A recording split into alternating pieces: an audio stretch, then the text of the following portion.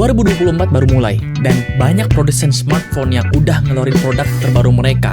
Seakan-akan bilang, nih, produk kita, teknologi baru nih.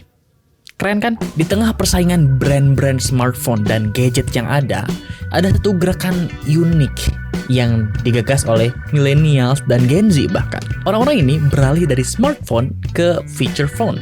Apa tuh?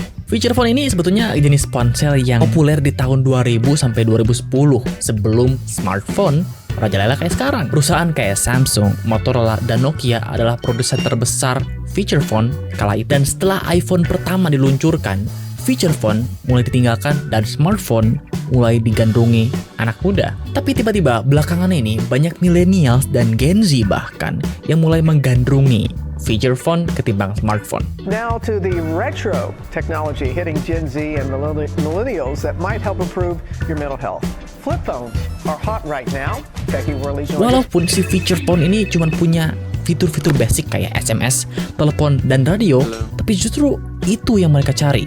Ada apa nih? Di tengah gempuran sosial media dan teknologi terbarukan dari smartphone, mereka ingin menjauhi yang namanya kecanduan smartphone yang berdampak pada psikologi. Dengan menggunakan feature phone, ini disinyalir bisa menghentikan kecanduan smartphone. Tapi benar nggak sih peralihan dari smartphone ke feature phone ini bisa mengembalikan kesehatan mental millennials dan Gen Z?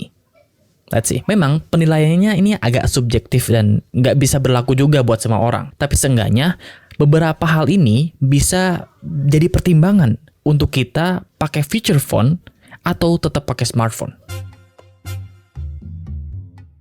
Nggak semua orang berkegiatan dari rumah, kampus, atau ke kantor dan pulang lagi ke rumah. Banyak juga orang yang berkegiatan ke tempat-tempat berbeda dengan kegiatan berbeda, dan Maps adalah aplikasi yang sangat berguna. Masalahnya, feature phone ini belum bisa mengakomodasi hal itu. Memang ada beberapa feature phone yang punya fitur Maps, tapi secara akurasi, kelengkapan informasi, dan juga navigasi ini agak kurang daripada smartphone. Bahkan jauh di bawah smartphone. Kedua, chatting apps. Di era sekarang, SMS ini bukan jadi pilihan utama untuk berhubungan dengan orang lain secara text to text. Bener nggak? Coba lihat aja di message inbox. Isinya cuma apa?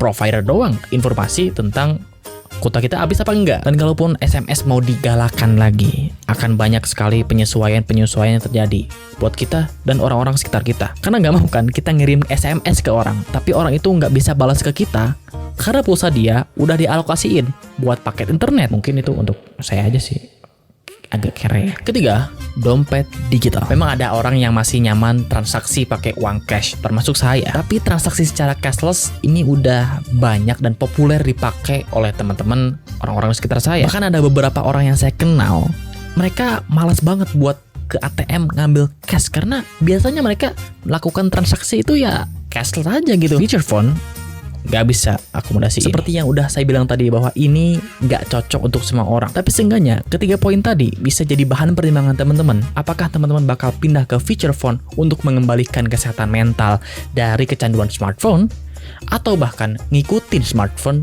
dan berkembang menyesuaikan dengan zamannya?